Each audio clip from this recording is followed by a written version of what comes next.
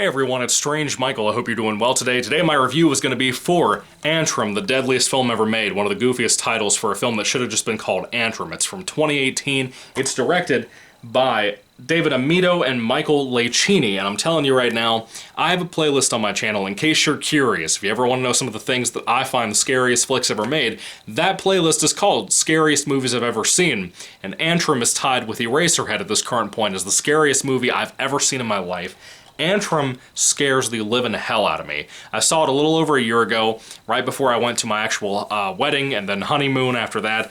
I think I watched about half of the movie before I went on my honeymoon, or the night before my wedding or whatever, and it scared me so bad. For no one particular scene in general, I won't spoil it for you. It's a great, great, great treat if you haven't seen this movie. And then I watched the other half when I got back like a week later. I have not been the same since I saw Antrum because of how much this movie frightened me so much, so deeply, so impactfully. Now, I want to start off with the general premise like I do with movies. However, this is technically a found footage movie, but it's not a found footage movie. It's not like the Fear footage or the Blair Witch Project or anything like that that I also enjoy.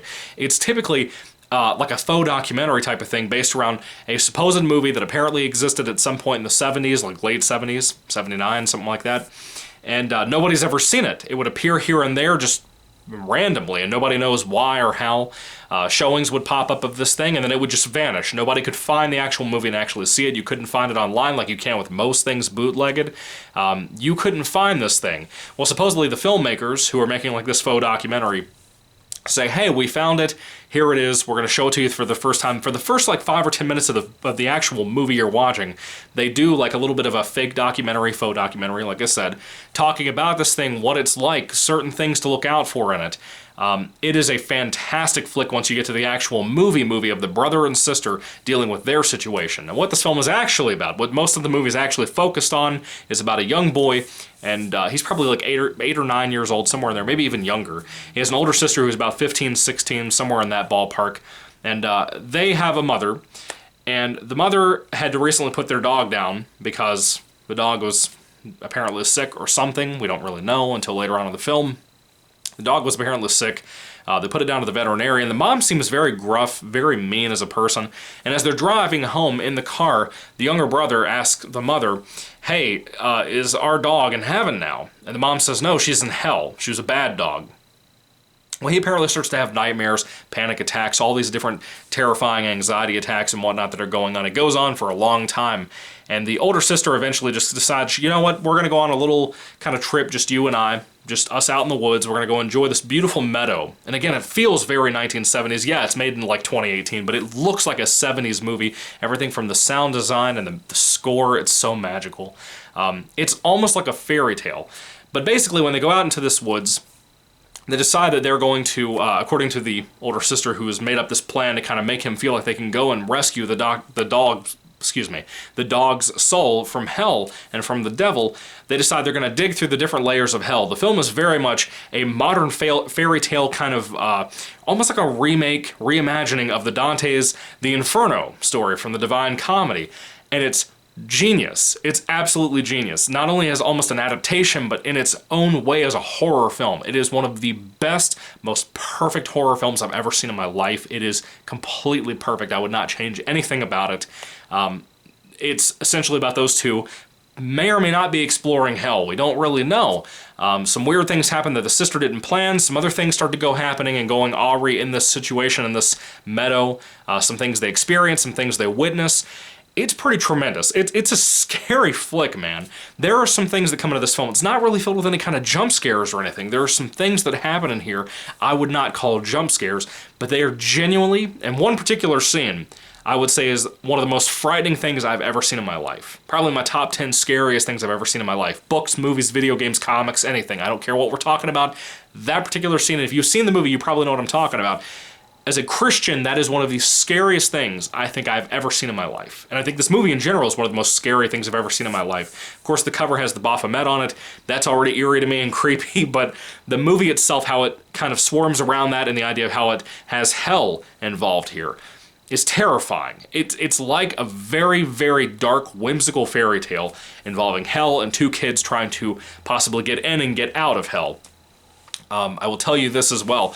The music that I mentioned a moment ago is just once again, whimsical. It's so lively and beautiful. It's just a woman just gently singing to this beautiful melody. I don't know how to explain it. It is one of the most beautiful, sad, explorative, adventurous songs I've ever heard in my life. It's just a masterpiece of a movie. The acting is phenomenal. The directing is phenomenal. The writing is great for the most part. It feels like a 70s flick. It feels like a 70s horror movie, but not in a very exploitive way. It's a very clever, well-done movie that I guarantee you will get under your skin. One of the coolest things about the movie, as a matter of fact, is not only the score, not only all the other things I've mentioned, but there's also these little scary satanic signets and whatnot throughout the whole flick. In different corners and stuff, you might see branches on trees designed a certain way, either with CGI or with practical effects. The whole film looks practical to me, except for certain little pieces here and there. But I would say about 95% of the film is actual practical effects. And you might see like tree branches that are either broken up or formed in a certain way where they look like a pentagram or something. You might see certain things like that, or see them pop up on the screen or whatever. You might see a scratch pop up in the corner like Brad Pitt talked about in Fight Club. Just show up out of nowhere that looks like a pentagram or looks like this or that or triangles or anything like that.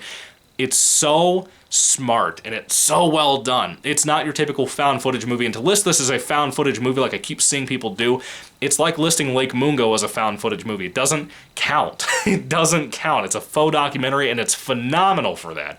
I recommend Antrum so heavily to you. It's one of the scariest movies, if not the very scariest movie I've ever seen in my life. It's one of those movies like the first Insidious flick, which that doesn't really hold a candle to this, but that's one of the closest I think is one of the scariest I've ever seen. There's not very many movies out there that genuinely scare me, but I will say definitively Antrum is one of those things like Eraserhead from David Lynch that has gotten under my skin. I've not forgotten about it since I've seen it. I'll probably watch this once a year because it gets to me so badly. It's just, once again, a masterpiece, in my opinion. If I had to rate Antrum on a 5-star basis, I would hands down give this a 5 out of 5 stars. It's perfect. It's so scary and so perfect. It's everything you could want in a horror flick. If you're my kind of horror fan or fanatic or fanaticism, whatever you want to say, it's phenomenal. I highly recommend it. I could not possibly recommend a better flick to you. Again, I saw this on Tubi. This was on Tubi. Why did this not get a theatrical release? If this is not a great example of a flick that should have gotten a theatrical release, I don't know what else could be. This should have gotten that, or this should get a re-release at some point where people can talk about this. This is the kind of movie that just kept me awake the whole time I was on my honeymoon. We were out in the woods in Tennessee, mind you, in a cabin, so it stuck with me all this months and month after another. I have not forgotten about it, nor will I ever. And watching it again just now, it stuck with me all over again. It's completely fresh in my brain. There's certain things I'm going to be thinking about all this weekend. It is chilling. Plain and simple. What are your thoughts on Antrum? If you've seen this movie, do you love it? Do you hate it? What are your thoughts about this movie? I love it, and I hope you love it too if you take my recommendation. Please let me know what you think about it. Again, Tubi is free to watch. They have some ads in there, but it's completely free. You don't even have to sign up to anything. Just download it and watch on there. Your phone, PlayStation, any of that. I watch a lot of cool stuff on there that pops up. They have a lot of old 90s cartoons and whatnot. This is not an ad for Tubi. I'm just saying, if you want to check out this movie, you can watch it for free if it's still up on there. I'm serious. Tubi's phenomenal. It's not illegal either. It's just like a Netflix, but legally. Anyway, what are your thoughts? Put them down below, guys. Thank you for watching.